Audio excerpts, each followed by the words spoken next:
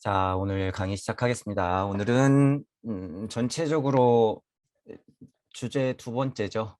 자유의 실제. 우리는 이제 이전에 이론이라고 하는 것을 배웠고 이제 실제라고 하는 것을 배웠다.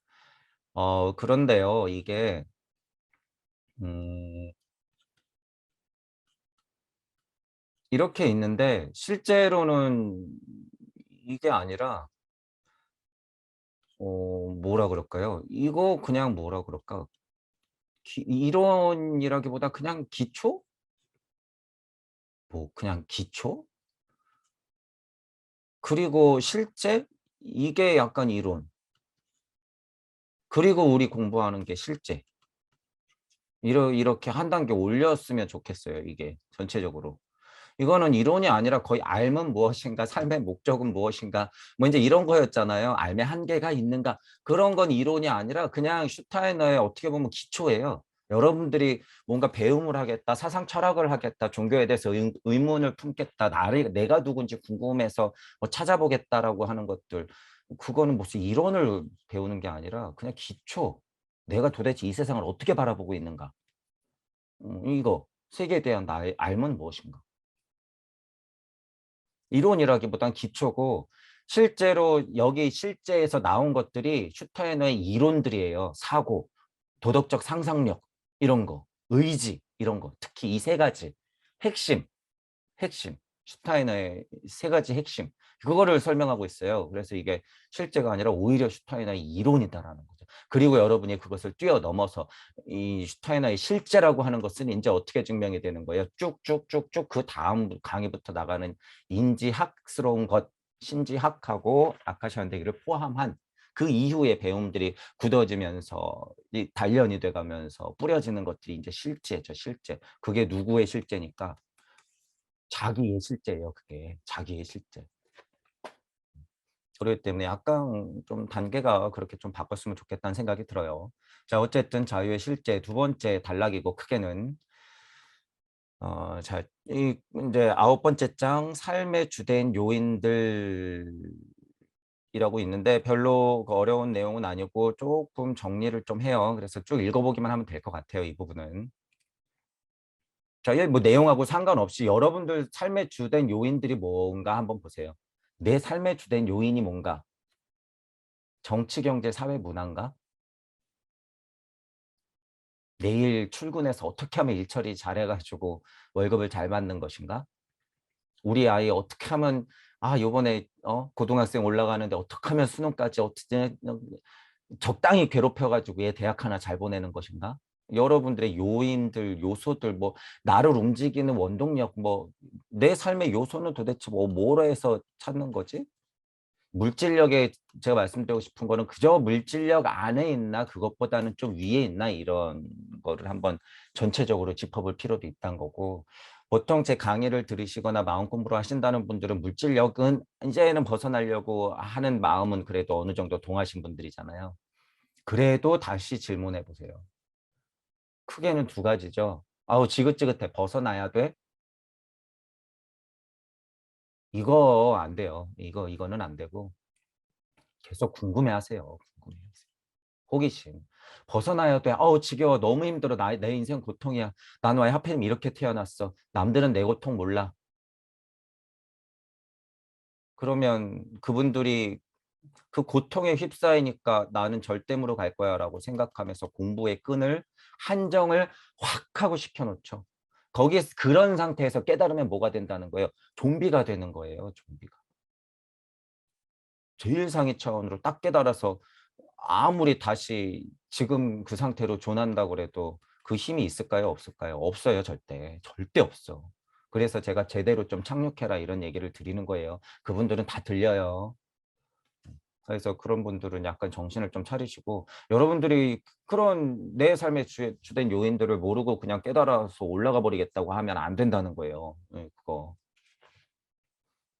그래서 어느 쪽 정보든지 간에 여러분이 균형 잡힌 사고를 통해서 각각의 공평한 판단을 하면서 계속 끊임없이 올라가야 된다. 의심하고 고찰하고 통찰하고 또 질문하고 호기심을 또 내고 나는 왜 이렇게 힘든 거야? 그럼 내 힘든 마음 이거 어떻게 처리해야 될까? 내가 진짜 힘든 걸까?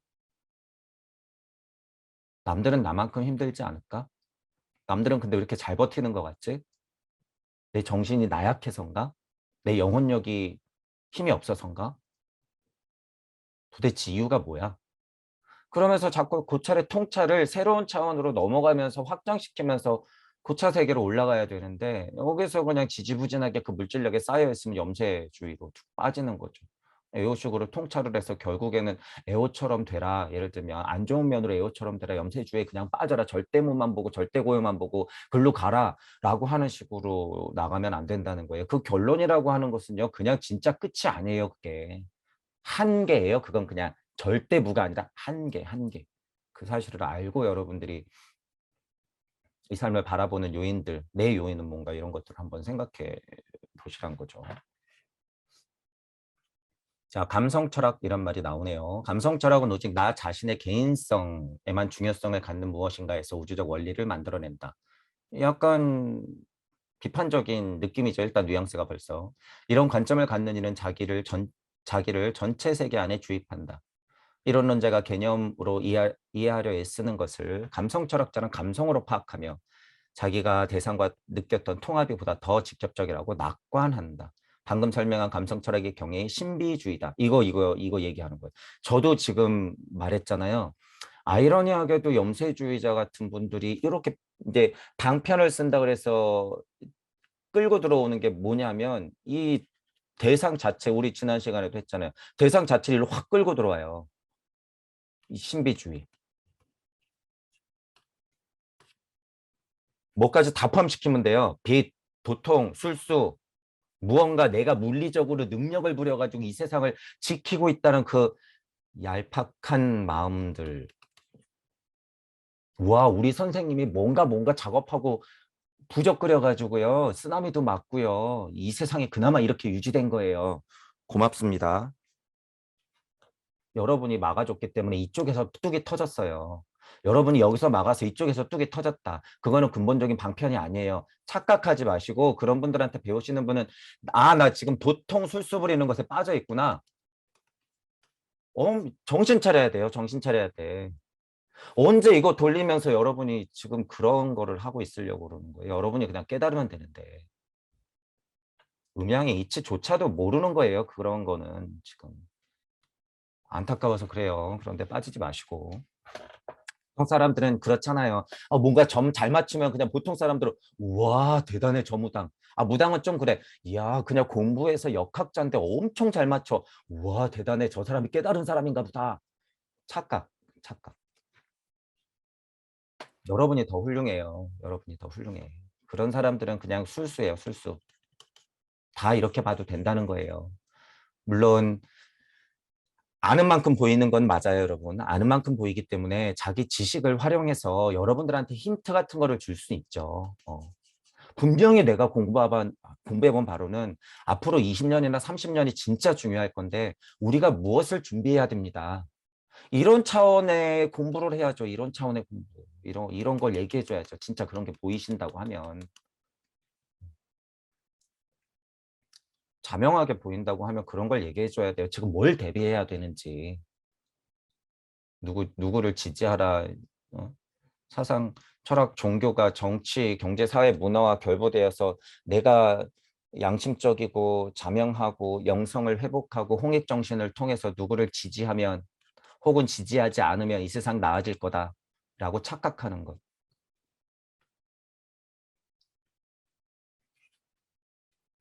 이런 데에서는 확실하게 애호스럽게 생각하셔도 좋아요. 방법 아니다. 그거 다 아니에요. 다 아니에요. 여러분이 답이에요. 여러분 스스로가 답이다. 딴 데서 찾지 말자.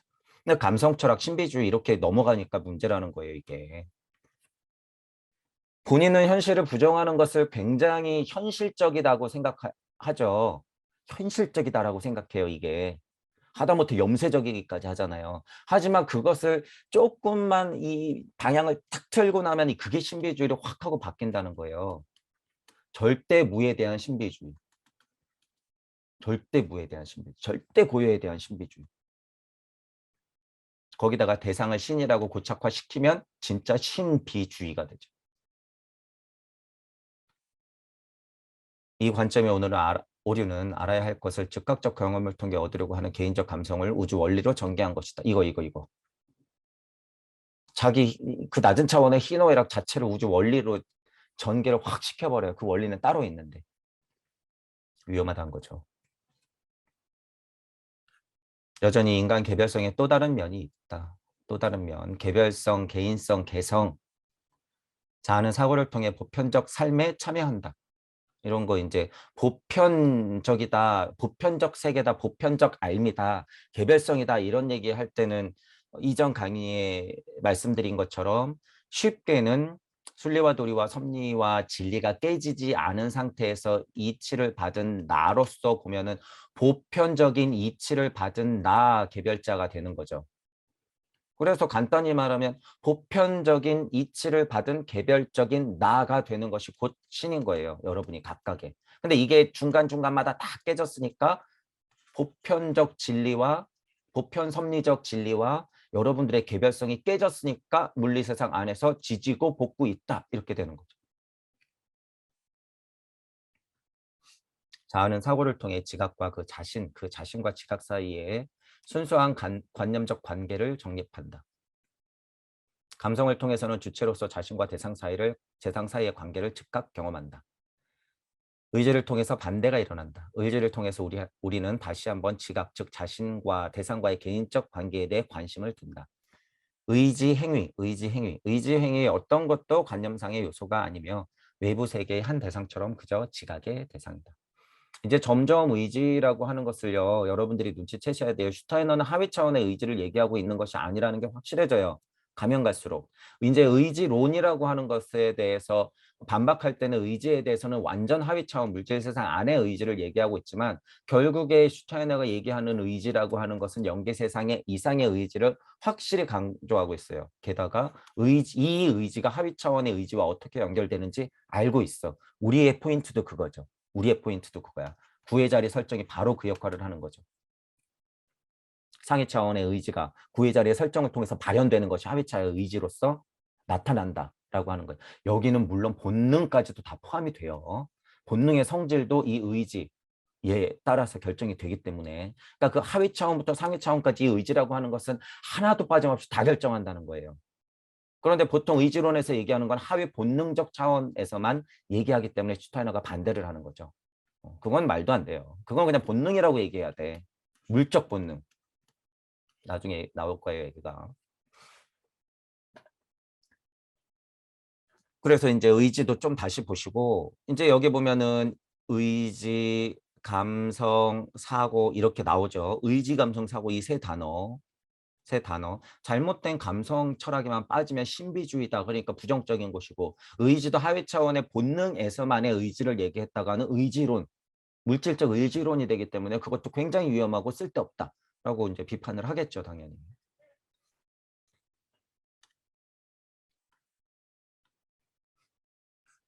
자, 의지적 자아의 지각은 즉각적 경험 과정이다.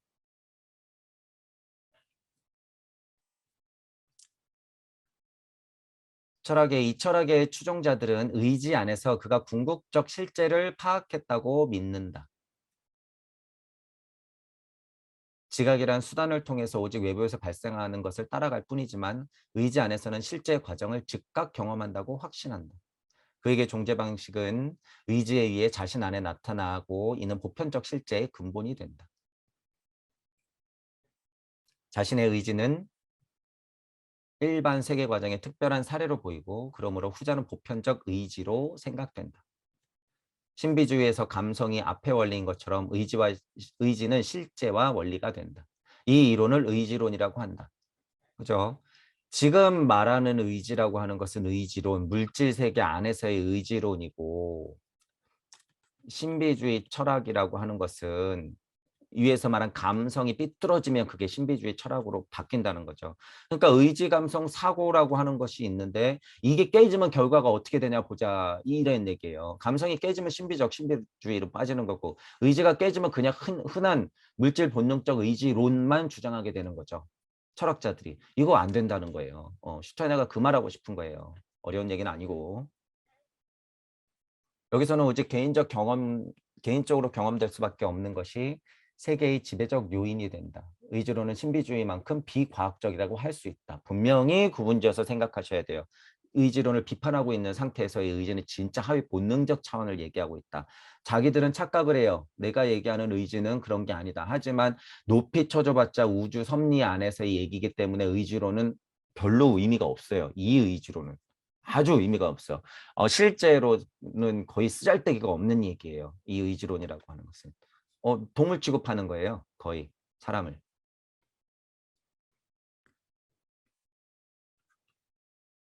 자, 지각과 사고는 둘 사이의 중재의 경험이 고차적 형태 없이 병렬적으로 나란히 놓인다. 지각과 사고. 우리가 앞을 통해 얻게 되는 개념적 원리 옆에 즉각 경험될 수밖에 없는 실제의 원리도 놓인다. 다시 말해 신비주의와 의지로는 지각된 것이 실제라는 교리를 따르므로 소박실제론을 구성한다. 이 얘기를 하고 싶은 거죠. 어쨌든 요거. 신비주의든 의지론이든 간에 소박실제론적인 물적 관점을 절대 벗어날 수가 없다라는 거예요. 제가 아까 설명했듯이. 이쪽을 벗어날 수 없는 이론이에요. 의지론이든 이 신비주의든 절대로 안 돼. 소박실제론, 유심론, 이제 삐뚤어진 이론론 이런 것들이 다 신비주의하고 연결이 되죠. 우리도 얘기했지만 신지학, 신비학개론이라고 얘기했잖아요. 근데 이 신비하고 이 신비하고는 같은 거예요? 다른 거예요? 다른 거죠, 또 이건. 신비학 개론이라고 하는 것은 다른 얘기예요. 신비학 개론이라고 하는 건 이렇게 얘기했을 때는 그러니까 얼마나 깨진 세상에서도 안 깨진 세상에서도 같은 단어를 쓰면서 헷갈리느냔 말이에요. 통상적으로는 신비주의 이러면은 지금은 그냥 다 망가진 거예요. 다 망가진 거. 근데 이제 예를 들어서 방향이 맞는 방향인 사람들이 배움을 위해서 그것을 신비학이라고 정의하고 공부하는 입장에서는 어때요? 공부하는 입장에서는. 써야죠. 그 말을 써야지. 어쩔 수 없이 써야죠. 오컬트 뭐 이런 거, 신비학 이런 거. 그러면서 거기서 자명한 이치들을 캐내면 그만인 거지. 거기에 빠져서 오바하면 문제죠, 이거. 그게 진짜야 거리면서.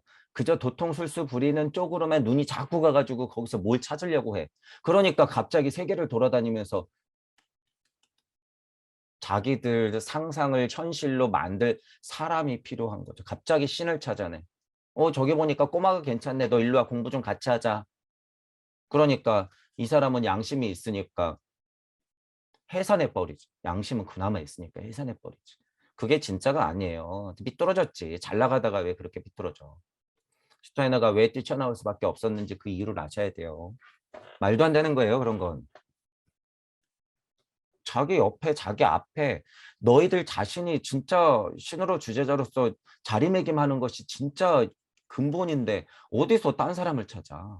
어디서 그런 장난을 해요. 그러니까 제가 말하잖아요.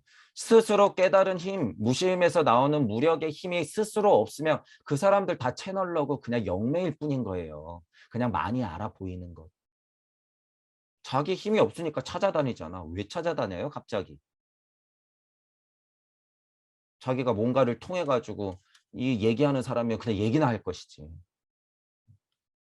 그게 삐뚤어져 계속 오고 있는 거잖아요.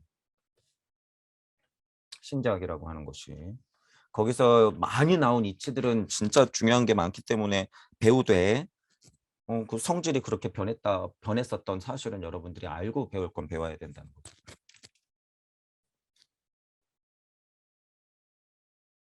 자, 원시적인 형태의 소박실제론과 비교하면 그들은 하나의 규정된 형태의 인식을 현실을 아는 배타적 수단으로 받아들이는 더 큰 모순을 범하고 있다는 점에서 유죄다. 거의 유죄가 맞아요.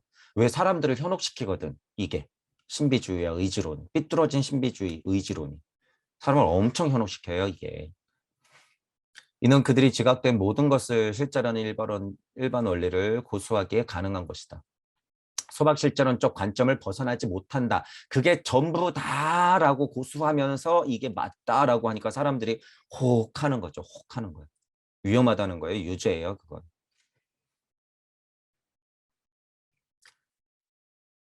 이 슈타이너가 지금 이 대척점에 있는 이 사람들하고 유죄다라고 얘기하면서 말하는 것이 제가 보통은 뭐라 그래요? 죽을 때 깨달아서 수미산보다 그 큰 죄는 어이할고 제가 이렇게 표현하면서 선생님들을 비판하는데 이 마음이 똑같아요, 이게. 유죄예요, 유죄. 자기는 깨달음을 준다고 착각하죠. 결과로는 그게 다 유죄란 말이에요. 그거 어떻게 할 거예요, 나중에. 그 사실을 알고 나서는. 이는 그들이 지각된 모든 것을 실제라는 일반 원리를 고수하기 가능한 것이다. 이 지각된 모든 것을 실제라는 일반 원리, 이게 지금 깨져가지고 신비주의까지 갇혀져가지고 이게 이치로 둔갑을 해가지고 선생님들 머릿속에 이렇게 내려와 있으니까 이게 진짜로 착각하는 거죠. 또 다른 실제, 일반 원리, 소박 실제론일 뿐이에요. 그건 또 다른. 그렇다면 그들은 알물 위해 외부 지각에 같은 가치를 부여해야만 한다. 이게 맞는 자세죠. 이게. 왜 자꾸 버리려고, 왜 모르려고 해. 그게 맞다 그러면 너희들 근본 원리가 소박실제론적 관점인데 그러면 그 실제에도 똑같은 가치를 부여하고선 깨달아야 될 거 아니야. 그래야지 제대로 깨닫죠. 이런 얘기를 하고 싶은 거죠. 슈타이너가. 자, 의지론. 의지론은 형이상학 실제론의 한 형태로서 이거 보세요. 형이상학 실제론 이거 소박실제론의 반대이자 신비주의적 성격이 엄청 강한 거잖아요. 유심론적 관점도 엄청 강한 거고 이 이론론하고도 엄청 비슷해요. 느낌은. 앞선 장에서 전개한 비판, 즉 의지론은 모든 형이상학 실제론에 있는 모순적 요소를 극복하고 의지가 나머지 세계와 관념적으로 연결될 때만 그것이 보편 세계의 과정임을 인식할 필요가 있다는 비판에 열려 있다. 이게 진짜 의지론이죠. 이 깨지지 않은 의지론. 이런 비판에서 극복을 해야 되는 거예요. 이 비판에서. 진짜 의지론이 있다 그러면 저도 의지론이잖아요. 의지가 그만큼 중요하니까 어떻게 보면. 의지론이라고 하는 것은 뭐예요? 제가 형이상학 실제론이든 심지어 이론론이든 이원론이든 유심론이든 유물론이든 다 깨면서 극복해 내려고 지금 노력하고 있잖아요. 그 비판을 극복해 내려고 형이상학 실제로 있는 모순적 요소를 다 조목조목 비판하면서 극복하고 있잖아요. 또한 그 의지가 나머지 세계와 관념적으로 연결되면서 그 고리를 말씀드리잖아요. 제가 그 고리를 5, 6, 7, 8, 9, 10, 무 0, 1, 2, 3, 4, 5, 6, 7, 8, 9, 10, 0, 1, 2, 3, 4, 5. 그것의 가장 핵심 의지다. 여기 있는 의지다. 이것의 메커니즘, 이 고리에 환을 만든다. 여기에 뭐가 생기냐? 사랑이 생긴다. 이 강력한 서원을 각인시켜서 내려오지 않으면 이 의지라고 하는 건 그냥 본능의 먹잇감이 된다. 그러니까 보통 사람들이 다 이 본능에 따라서 자기가 인권, 평화, 자유, 민주 하면서 살아가는 거 착각하고 있다. 형이상학 실제로에는 모순 요소를 극복하는 과정을 제가 지금 말씀드리는 거죠. 의지가 나머지 세계와 관념적으로 연결되는 것을 지금 보여드리는 거예요. 그 비판을 극복하고 있는 거죠. 극복해야 된다는 거예요. 이거 의지론이든 신비학적인 관점이든 간에 신비론자들인 간에 이런 거 있는 거. 형이상학 실제론자들 다들 극복해야 되는 거죠. 신비학이라고 하는 것은 이거 하나를 하려고 그러는 거죠. 이거. 그 비판들에 대해서 극복하려고 신비학을 공부하는 거죠. 자, 의지는 바로 이 비판을 극복할 수 있는 열쇠에게 아주 중요한 의미를 갖게 되는 거죠. 역으로 이거. 그러니까 의지가 갑자기 어떻게 돼요? 위치가 확 하고 그냥 격상되잖아요. 이거 비판에 열려 있으니까 그 비판을 불식시키는 목적으로서 의지라고 하면 완전 상위 차원으로 확 하고 완전 둔갑해 버렸잖아요. 의지라는 것 자체가. 열쇠니까. 우리가 말하는 상위 차원의 의지란 저희들이 여태까지 말했던 그 의지라고 하는 건 상위 차원이에요. 의지론에서 정의하는 의지의 격과는 아주 다른 것임을 여러분들이 아셔야 돼요. 슈타이너가 사고를 정의하는 것 이상의 의미가 있음을 반드시 알아야 돼요. 이 사고보다도 훨씬 더 중요한 거예요. 이거 의지. 분명히 하셔야 돼요. 이 의지라고 하는 거. 의지는 사랑을 유지시키는 근원적인 힘이다. 아까 전에 메커니즘 보여드렸죠. 의지라고 하는 것 자체가 이 사랑을 유지시키는 근원적인 힘이에요. 여러분이 현실이 고통이고 괴로움인 이유가 사랑을 알기 위해서예요. 던져버리려고 하는 것이 아니라. 그러면 그것에서 벗어나려고 하는 일단 1차적인 물적 본성에서는 일단 뛰쳐나와야 되니까 그럴 때 의지들, 하위 차원의 의지 포함해서 그런 의지들이 여러분의 힘이 돼야지 사랑을 싹 틔워서 이 힘이 또 의지를 갖고 또 상위 차원으로 올라가요. 사랑을 가지고. 그럼 또 여기서 그 의지의 힘으로 또 사랑을 가지고 올라간단 말이에요. 이제서야 비로소 진짜 사랑을 안고 여러분들이 떨어지는 거예요. 육생하는 거예요. 그제서야. 그렇기 때문에 이 의지라고 하는 것이 얼마나 중요한 건지는 알아야 된다는 거죠. 나중 가면 이 얘기를 계속해요. 슈타이너도 너무나 다행스럽게도. 자, 보세요. 이제 초반에 삶의 주된 요인이 무엇인가라고 우리 생각해 봤었죠. 여러분들의 삶의 주된 요인이 뭔가. 슈타이너는 지금 의지론이나 형이상학 실제론 쪽 신비론자들, 신비주의자들을 비판하면서 너희들이 삶의 요인이라고 생각하면서 도대체 그 목적을 가지면 거기서 목적성을 가지면 도대체 뭐가 남냐 그 소리죠. 뭐가 남냐. 요인이 뭐냐라는 거예요 도대체. 슈타이너는 지금 이런 얘기를 하잖아요. 극복. 이런 비판에서 극복하면서 진짜 요소들을 제대로 정리해가지고 목적 있는 삶을 살아서 이 비판으로부터 극복되는 사랑을 알게 하는 것. 이런 데 있다는 것까지 여러분들을 확장시켜야 되는 거죠. 여러분들의 주된 요인들이 뭐냔 말이에요. 자, 이제 이치로 쭉 갖고 올라가면 사성의 이치는 계속 말하죠, 제가. 천지인무가 세상에 펼쳐지면 그것이 각각의 요인들로서 작용해요. 이게 굉장히 수준 높은 얘기인데 이게 갑자기 왜 이런 얘기를 하냐면 자, 본체에서 객체가 나가고 그것을 바라보는 시선이 있고 그것에 작용이 있잖아요. 이 사성의 이치라고 하는 것은요. 원인이자 결과이고 요인이자 요소이자 그것에 따른 결과값을 도출해내는 이유이고 또한 의지이자 사랑이에요. 이 사성이라고 하는 거. 이 요소 하나하나가 다. 왜? 이치 안에도 있으니까 이게. 본체인 것도 알아야 되고 내가 객체임도 자각하고 인정해야 되고 그것을 바라보면서 인종천지를 할 수 있는 치화의 과정도 있어야 되고 그것의 작용까지 꿰뚫어야 되고 이것이 이루어지는 판을 봤을 때 드디어 여러분들이 환호 자리에서 육생이 다시 열리는 거죠. 이건 깨달은 자의 위치잖아. 진짜 깨달은 자의 위치. 지금 설명했던 게. 이게 다 요소예요, 여러분. 삶의 요소. 인간으로서 살아간다는 사람들의 그 요소, 요인들.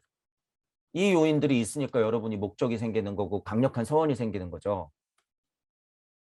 사성의 이치를 제가 예를 들면서 삶에 주된 요인을 설명하고 있는 것은 그 끝에서의 설명이에요. 끝에서의 설명. 거기서부터 블라블라블라 나와야지만 흔들림이 없다는 거예요. 흔들림이 없다. 이치와 물질로 본체에서 객체가 나가고 그것을 바라보는 시선이 있고 이 작용을 알아야지 이치에서 물질로 나에서 너로 나에서 너로 또 나에서 세상으로 이 세상과 내 관점으로 그것을 바라보는 나로서 또 나와 자연으로서 이치와 또 나로서 내가 이치를 뿌린 상태 자꾸 자리가 왔다 갔다 바뀌죠. 무와 나로서 가장 강력한 요인 중에 하나가 의지 그리고 사랑 이다라는 거예요. 가장 강력한 요인이 여러분들의 가장 강력한 삶의 요인이 이 의지라고 하는 요인하고 사랑이라고 하는 요인이라는 거예요. 그리고 이치적으로 뿌려지면 음양의 이치. 여러분들의 요인이 뭔지 잘 보시란 말이죠. 공부하시는 분들은 내 요인을 도대체 돈과 권력과 명예, 뭐 내 아이들의 무슨 성공 이런 것으로 삶에 주된 요인을 잡고 있지는 않은가. 조금 더 상위 차원으로 그냥 깨달음, 무조건 깨달음. 벗어나고야 말겠어. 이런 곳에 두고 있지 않은가, 내 요인들을. 여러분의 진짜 요인이라고 하는 것은 의지와 사랑이다. 라고 하는 결론까지 도달하셨으면 좋겠어요. 그래서 거의 끝자락에 있는 얘기를 써놓는 거예요. 이 깨달음의 위치라고 제가 자꾸 말씀드리지만 그것들이 훨씬 더 높아져야 되고 그저 이거 의지 사랑을 얘기하는 게 그저 이 우주와의 일체감, 자연과의 일체감 수준이 아니에요. 절대 그게 아니라는 것을 알아두시고 여러분이 그 목표 지점이라고 하는 것 또는 뭐 '내가 왜 공부하냐? 삶의 목적이 무엇이냐? 세상은 무엇이냐? 내 그럼 삶의 주된 요인이 무엇이' 이런 생각을 할 때도 상위 차원의 얘기를 제가 계속 해 드리면 이것들을 생각하면서 공부를 확장, 고찰, 통찰을 거듭하시는 게 맞다라는 거죠. 여러분들만의 삶의 주된 요인들을 한번 정리할 필요가 있죠. 찾아보시길 바랄게요.